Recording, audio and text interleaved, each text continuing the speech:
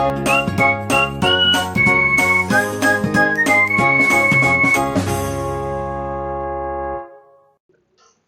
Everyone, welcome to my channel medico prime education.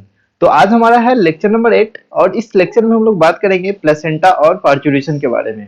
तो पिछले lecture में हम लोग ने क्या देखा था? पिछले लेक्चर में हम लोग इम्प्लांटेशन तक देख लिया था और जितना भी सेल का जो सेल में जितना भी क्लीवेज डिवीजन हुआ था वो सारा हम लोग देख लिया था। ठीक है, अब हम लोग नेक्स्ट हमारा जो टॉपिक होगा, जो सबसे इंपॉर्टेंट टॉपिक है, वो है पार्चुरेशन। और जो इसमें हम लोग एक ट्रिक का बात करेंगे, एम्ब्रायोनिक डेवलपमेंट का ट्रिक का। ठीक है, एक ट्रिक का बात करेंगे जिसको बोलते हैं एम्ब्रायोनिक डेवलपमेंट। ठीक है, अलग अलग मंथ में क्या क्या चेंजेस होते हैं, ठीक है, वो हम लोग बात करेंगे। ठीक है, ये इसमें क्वेश्चंस आते हैं तो ये सबसे लास्ट में बताऊंगा। चलो स्टार्ट करते हैं सबसे पहले प्लेसेंटा के बारे में। सबसे पहले अब इसको देख लेते हैं कि प्लेसेंटा, अचानक से प्लेसेंटा पढ़ना कैसे स्टार्ट कर दिए। कि देखो, जो मैंने पिछले लेक्चर में क्या बताया था कि हम लोग एम्ब्रायोनिक डेवलपमेंट पढ़ते हैं तो उसमें हम लोग क्लीवेज पढ़ते हैं, फिर उसके बाद general stage of embryonic development पढ़ते हैं। ठीक है, उसके बाद एक्स्ट्रा एम्ब्रायोनिक मेम्ब्रेन पढ़ते हैं। ठीक है, उसके बाद हम लोग प्लेसेंटा पढ़ते हैं, फिर प्लेसेंटा हो जाता है, उसके बाद हम लोग क्या पढ़ते हैं? पार्चुरेशन। ठीक है, तो वही चीज है ना।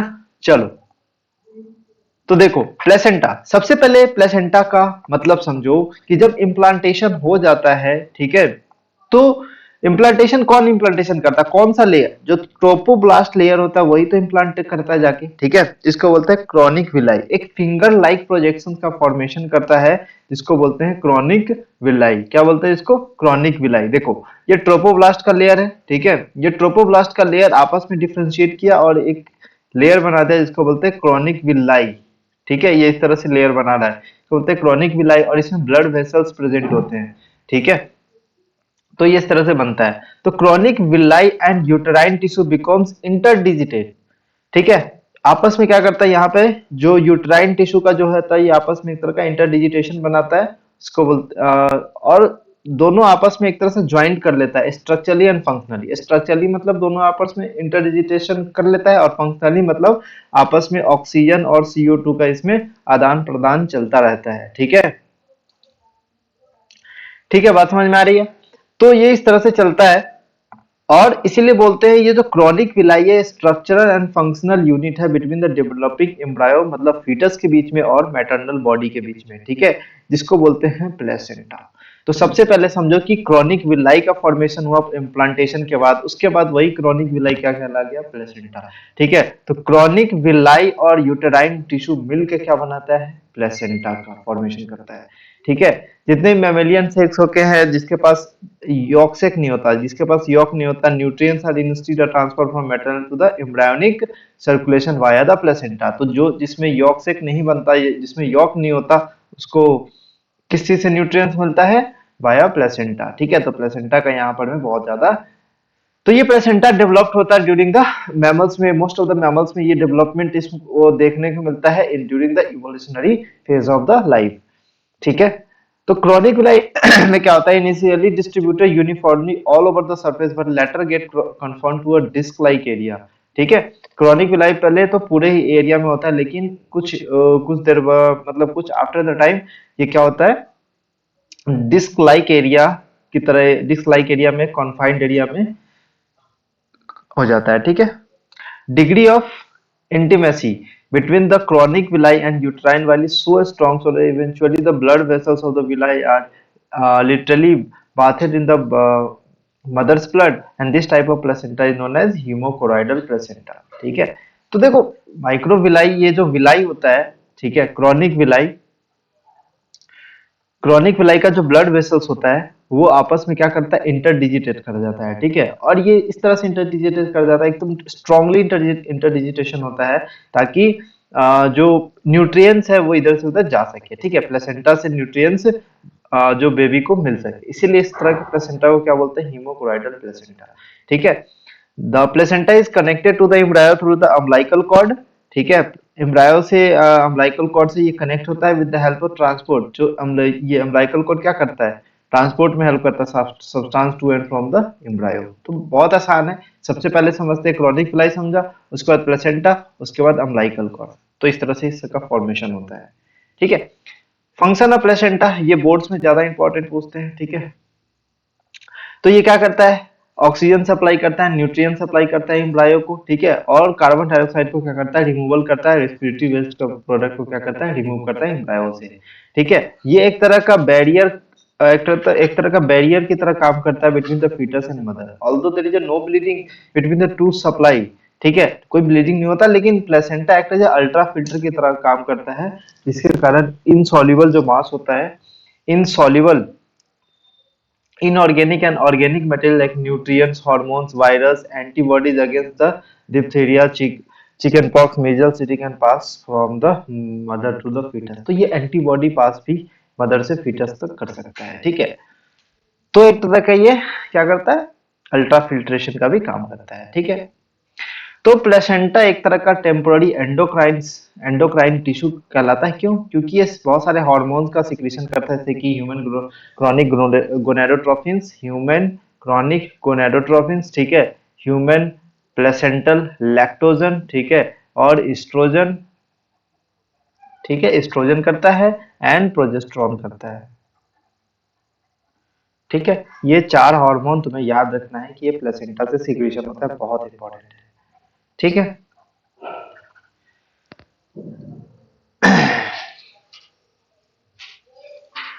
समझ में आ रही बात, ठीक है। चलो, तो देखो, अब देखो ये जो प्लेसेंटा है, इसे क्या क्या सा हार्मोन मैंने बताया, एचसीजी होता है, ठीक है, रिलैक्सिन हार्मोन भी सिंथेसिस होता है, ह्यूमन प्लेसेंटल लैक्टोजन होता है, या फिर human chronic chorionic somato somato mammotrophic या फिर कॉर्टिकोट्रॉफिक रिलीजिंग हार्मोन। तो ये सब सारा, अब इसका फंक्शन क्या है कि ये क्या करता है, ये क्या करता है, rescue corpus luteum from degeneration. ये क्या करता है, एचसीजी।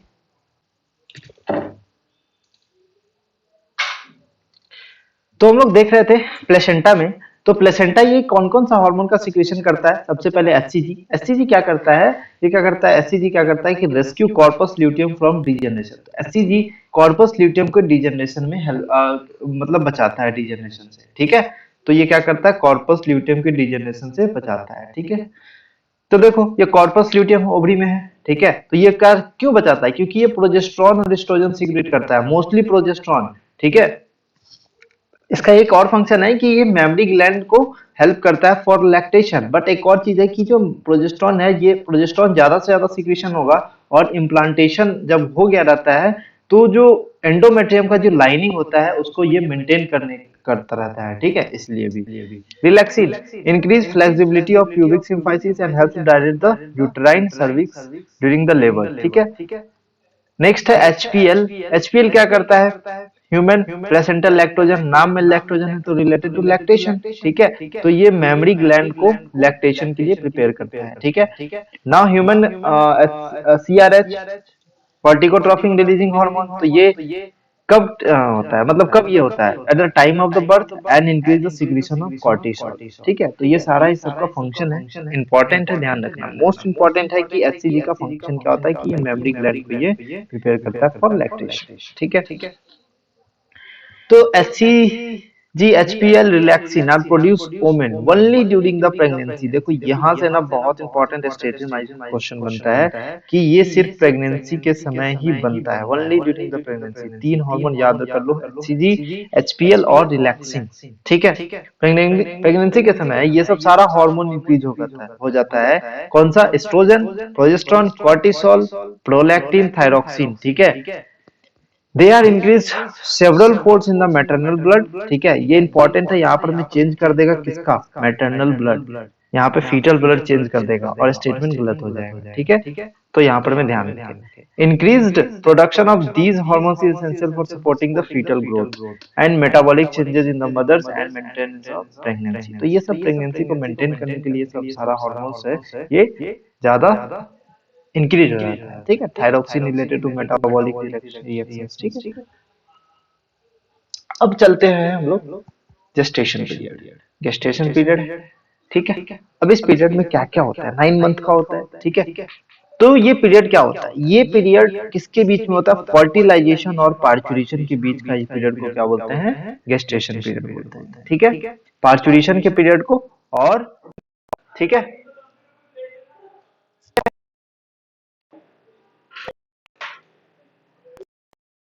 हेलो,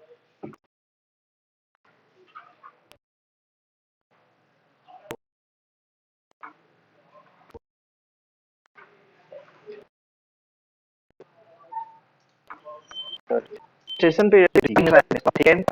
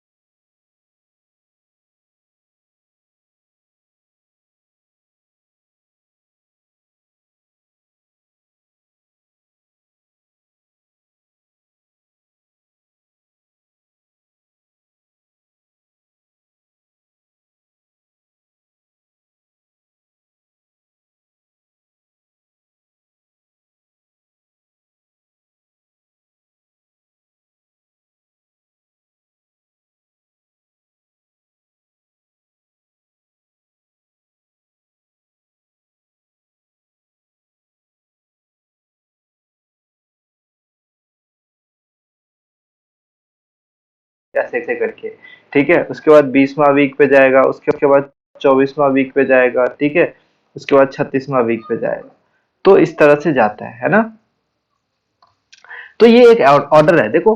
4 का टेबल याद करो, 4 2 जा 8, 4 3 जा 12, 4 5 जा 20, 4 6 जा 24, ठीक है। 4 9 जा 36। तो 4 इंटू ये कर दो, 4 इंटू ये कर दो, 4 इंटू उतना वीक आ जाएगा। तो ये बहुत इंपॉर्टेंट है, क्योंकि एग्जाम में डायरेक्ट एनसीईआरटी में तो ये लिखा हुआ है, लेकिन डायरेक्ट एनसीईआरटी के अकॉर्डिंग कभी नहीं पूछेगा, ठीक है। तो ऐसे नहीं याद करना, ऐसे याद करना जो मैं बता रहा हूँ, ठीक है। क्वेश्चन यहां से फंसने वाले हैं, ठीक है ना। तो इस तरह से याद करो, है ना। तो अब देखो, अब मुझे याद ऐसे रखना है कि मुझे first month, second month, third month, fourth month, six month और 9 मंथ में क्या क्या है, सो मुझे याद कर लो, ठीक है। और वीक अगर पूछे तो वीक के अकॉर्डिंग 4 से मल्टीप्लाई कर दो कि हाँ ये 4 फोर्थ वीक में होता है। अगर फिफ्थ मंथ की बात करें तो 4 से मल्टीप्लाई कर दो तो 20 वीक आ जाएगा, मतलब 20वां वीक में क्या होता है। तो देखो, अब ये याद करते हैं, देखो। Foetus develop during the foetus develops limbs and digits, मतलब अपर लिम्ब और लोअर लिम्ब क्या होता है, मतलब हाथ और पैर यहाँ पर में आना स्टार्ट हो जाता है सेकेंड मंथ में, ठीक है। तो सेकेंड मंथ में कितना हमारे बॉडी में कितना लिम्ब होता है? अपर लिम्ब एंड दूसरा क्या होता है? लोअर लिम्ब, ठीक है। तो अपर लिम्ब और लोअर लिम्ब कब आना स्टार्ट होता है? ड्यूरिंग द सेकेंड मंथ, ठीक है, सेकेंड मंथ। तो सेकेंड मंथ से क्या देखा, याद रखना, बॉडी में कितना लिम्ब होता है? 2, ठीक है। Major organ system are deform during the, और मेजर ऑर्गन सिस्टम आ जाता है, ठीक है। एक चीज पढ़ा होगा, सबसे पहले आता है सेलुलर लेवल, ठीक है। उसके बाद आता है टिश्यू लेवल, उसके बाद आता है ऑर्गन लेवल, उसके बाद आता है ऑर्गन सिस्टम लेवल, ठीक है। तो देखो, ऑर्गन सिस्टम लेवल या फिर ऑर्गन कब आता है? आफ्टर द ऑर्गन, ठीक है। ऑर्गन का पोजीशन क्या है? थर्ड। तो ऐसे ही याद रखो, ठीक है। ऐसे ही याद रखो, क्योंकि कभी भूल जा सकते हो ना, इसलिए बता रहा हूँ, ठीक है। तो most of the major organ systems are formed including the external genitalia, external genitalia का फॉर्मेशन होता है ड्यूरिंग द थर्ड मंथ के एंड में, ठीक है। अब देखो, फिफ्थ मंथ में क्या होता है? फर्स्ट मूवमेंट ऑफ फीटस, ठीक है। 5वें मंथ में इसका मूवमेंट ऑफ फीटस होता है, ठीक है। अपीयरेंस ऑफ हेयर्स, हेयर्स आने लगते हैं हेड पे, ठीक है। 6 मंथ पे क्या होता है? जब हेयर आने लगा तो फाइन हेयर्स पे, बॉडी पे फाइन हेयर्स आएगा। Eyelids separates the eyelashes from the eyelashes and forms, ठीक है। Foetus is fully development and ready for delivery, ठीक है। Foetus is fully development and ready for delivery, ठीक है। तो बस ये दोनों थोड़ा सा इसको दिमाग में सेट कर लेना, बाकी ये सब मैंने तरीका बता दिया, ठीक है। तो ये था एक तरीका गेस्टेशन पीरियड को याद करने का, ठीक है। चलो, कैसे याद करेंगे एक बार फिर बताना। सबसे पहले हम लोग ने क्या डिसाइड किया था? सबसे पहले ने हम लोग ट्राइमेस्टर डिसाइड किया था, पहला ट्राइमेस्टर, दूसरा ट्राइमेस्टर, ठीक है, दूसरा ट्राइमेस्टर और तीसरा ट्राइमेस्टर। पहला में कितना मंथ था? 3 मंथ। दूसरा में 2 मंथ। तीसरा में 2 में क्या था? 5 और 6, 5 और 6। तीसरा में क्या था? सीधा 9। तीसरा में क्या था? सीधा 9, ठीक है। तो ऐसे याद करो इसको, ठीक है। चलो, वीक के लिए पता ही है, इंटू 4 कर दो, इंटू 4 कर दो। वीक के लिए क्या करना है? इंटू 4, ठीक है। वीक के लिए क्या करना है? इंटू 4 लिखा जाएगा, ठीक है। तो ऐसे। चलो, अब हम लोग जो लास्ट इस चैप्टर का पार्ट है, लास्ट इस चैप्टर का टॉपिक है, जिसको बोलते हैं पार्चुरेशन, ठीक है। Parturition is what? Parturition is basically the delivery of foetus, ठीक है। चाइल्ड बर्थ को ही क्या बोलते हैं? पार्चुरेशन, ठीक है। चाइल्ड बर्थ को ही क्या बोलते हैं? पार्चुरेशन। ये पार्चुरेशन एक नॉर्मल सा प्रोसेस नहीं है, ये एक कॉम्प्लेक्स न्यूरो एंडोक्राइन मैकेनिज्म है। बहुत इंपॉर्टेंट बात है कि ये एक न्यूरो एंडोक्राइन मैकेनिज्म है, ठीक है। ये क्या है? न्यूरो एंडोक्राइन मैकेनिज्म है, जिसमें बहुत सारा हार्मोन्स इंक्लूड होते हैं, जैसे कि corticotropic releasing hormone, cortisol, estrogen, oxytocin बहुत ज्यादा इंपॉर्टेंट है, एंड रिलैक्सिन, जो प्यूबिक सिम्फाइसिस को क्या करता है? रिलैक्स कराता है, ठीक है। तो देखो, एस्ट्रोजन और प्रोजेस्टेरोन जो रेशियो होता है इसका, इनके ये भी इंपॉर्टेंट कंपोनेंट होता है ये पार्चुरेशन को इनिशिएट करने में, ठीक है। लेकिन इसका सिग्नल कहां से आता है कि हाँ पार्चुरेशन होना है, ठीक है। सिग्नल कहां से आता है? सिग्नल आता है जब फीटस फुल्ली डेवलप हो चुका होता है, ठीक है, और प्लेसेंटा से आता है। अब प्लेसेंटा क्या करता है? ये माइल्ड कॉन्ट्रैक्शन का, ये दोनों से क्या आता है? सिग्नल, पार्चुरेशन का सिग्नल आता है, और इसमें mild contraction of uterine wall में क्या होता है? माइल्ड कंट्रैक्शन होता है, जिसके कारण फीटल इजेक्शन रिफ्लेक्स जनरेट होता है, ठीक है। It's a type of the reflex you will study in the higher class, but you have to remember what foetal ejection reflex generate होता है, ठीक है। तो पार्चुरेशन का ये पूरा प्रोसेस आता है बोर्ड में, तो ये सब याद रखना, ठीक है। Now there is a trigger. अब जब ये फीटल इजेक्शन रिफ्लेक्स होता है, तो ये ट्रिगर क्या करता है? मैटरनल प्यूटिट्री को ट्रिगर करता है। याद रखो कि ये मैटरनल प्यूटिट्री को ट्रिगर करता है, जिसके कारण ये रिलीज ऑफ द ऑक्सीटोसिन। एक एक लाइन इंपॉर्टेंट, एक एक वर्ड इंपॉर्टेंट है, किसको किसको मैं अंडरलाइन कर रहा हूँ। मैटरनल प्यूटिट्री को ये ट्रिगर करता है, जिसके कारण ये क्या निकलता है? ऑक्सीटोसिन, ठीक है। तो oxytocin acts on the uterine wall, अब यूट्राइन वॉल पे जाके एक्ट करेगा, और उसको और स्ट्रॉन्गर यूट्राइन कॉन्ट्रैक्शन कराएगा, जो कि स्टिमुलेट करेगा फर्दर सिक्रीशन ऑफ ऑक्सीटोसिन। तो ऑक्सीटोसिन क्या करेगा? और पॉजिटिव फीडबैक देगा, जिसके कारण स्ट्रॉन्ग कॉन्ट्रैक्शन होता है। तो ये ऑक्सीटोसिन निकला, बाइंड किया, ठीक है, कॉन्ट्रैक्शन कराया। अब ये ऑक्सीटोसिन और रिलीज हो रहा है, अब इस कॉन्ट्रैक्शन के कारण और पॉजिटिव सिग्नल जा रहा है to the brain, pituitary gland को, और ये पिट्यूटरी ग्लैंड को और कह रहा है कि हाँ और ऑक्सीटोसिन निकालो और कॉन्ट्रैक्शन कराना है, ठीक है। uterine contraction. This leads to the stimulatory reflex between the uterine contraction and oxytocin. ठीक है, this reflex is known as what? Stimulatory reflex, क्योंकि ये क्या कर रहा है? स्टिमुलेट कर रहा है, ठीक है, ऑक्सीटोसिन को सिक्रीशन करने के लिए। तो इसके कारण क्या होता है? ज्यादा से ज्यादा स्ट्रॉन्गर कॉन्ट्रैक्शन होता है, ठीक है, ज्यादा से ज्यादा स्ट्रॉन्गर कॉन्ट्रैक्शन होता है। This lead to the expulsion of the baby out of the uterus through the birth canal, जिसके कारण क्या होता है? ज्यादा से ज्यादा कॉन्ट्रैक्शन होगा और बेबी का क्या हो जाएगा? एक्सपल्शन हो जाएगा, ठीक है, थ्रू द बर्थ कैनाल, ठीक है। देखो, vigorous contraction of uterus at the end of the pregnancy causes expulsion या डिलीवरी ऑफ द फीटस, ठीक है। Soon after the infant is delivered, placenta is expelled out of the uterus, ठीक है। And oxytocin is the main parturition hormone. बताया था कि oxytocin क्या है? मेन पार्चुरेशन हार्मोन है। Also delivers to the labour pain during the child birth, ठीक है। रिलैक्सिन क्या करता है? जो कि प्लेसेंटा से सीक्रेट होता है रिलैक्सिन, ठीक है, ovary, and the ovary also facilitates the parturition by providing wider space to the fetus। तो ये क्या करता है? pubic symphysis को थोड़ा वाइड बना देता है, ठीक है। पार्चुरेशन के बाद ऑक्सीटोसिन हार्मोन क्या करता है? अब पार्चुरेशन के बाद ऑक्सीटोसिन हार्मोन क्या करता है? मिल्क लेट डाउन करता है, ठीक है, by the milk ejection reflex. तो ऑक्सीटोसिन का दो काम होता है, पहले तो पार्चुरेशन करता है, दूसरा मिल्क लेट डाउन हार्मोन है, ठीक है। Milk let down hormone. अब ये चीज मैंने ऑक्सीटोसिन का ज्यादा चीज मैंने जिक्र नहीं किया था जब मैं एंडोक्राइन सिस्टम पढ़ाया था, बट अब मैं इसको डिस्कस कर दिया हूं, तो अब आप यहाँ पे आके रिलेट कर सकते हैं, ठीक है। चलो, तो हमारा चैप्टर होता है समाप्त, और कुछ हम लोग इंपॉर्टेंट पॉइंट देख लेते हैं लास्ट में, ताकि कुछ बचा ना रहे इस चैप्टर में, ठीक है। इतना डीप में पढ़े, इतना अच्छे से कॉन्सेप्ट समझे, तो इसको हम लोग अच्छे से अप्लाई करेंगे, ठीक है। अब बताओ होमोलोगस स्ट्रक्चर, ठीक है। होमोलोगस स्ट्रक्चर मेल और फीमेल में हम लोग कैसे देखते हैं, ठीक है। जो मेल का स्क्रोटल होता है वो होमोलोगस होता है लेविया टू लेविया मेजोरा, ठीक है। Penis is related to what? Clitoris. Prostate utricle is related to what? Vagina, ठीक है, या uterus. Prostate gland is related to what? Paraurethral gland, skin. Bulbourethral gland is what? Related to what? Bartholin gland, ठीक है। कुछ important term है जिसको बोलते हैं ऑर्किडेक्टोमी, ठीक है, मतलब surgical removal of the testis. Oophorectomy, oophorectomy को क्या बोलते हैं? Surgical removal of the ovaries, ठीक है। हिस्टेरेक्टोमी मतलब, हिस्ट्रा मतलब क्या होता है? यूट्रस, मतलब रिमूवल ऑफ द यूट्रस, ठीक है। साल्पिंगेक्टोमी, इसको क्या बोलते हैं? Surgical removal of the one और बोथ फैलोपियन ट्यूब, ठीक है। नेक्स्ट और इंपॉर्टेंट पॉइंट है कि development of unfertilised ovum into the new individual is known as parthenogenesis. तो पार्थिनोजेनेसिस का कुछ है, याद कर लेना इसको, ठीक है। चलो,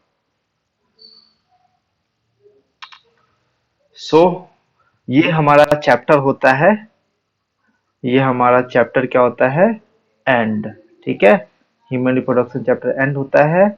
and big thank you for watching, ठीक है। And hope you are doing well and studying well, and whatever you have doubt, please suggest me, please comment down the comment section, and don't forget to subscribe my channel. Have a nice day. Thank you so much.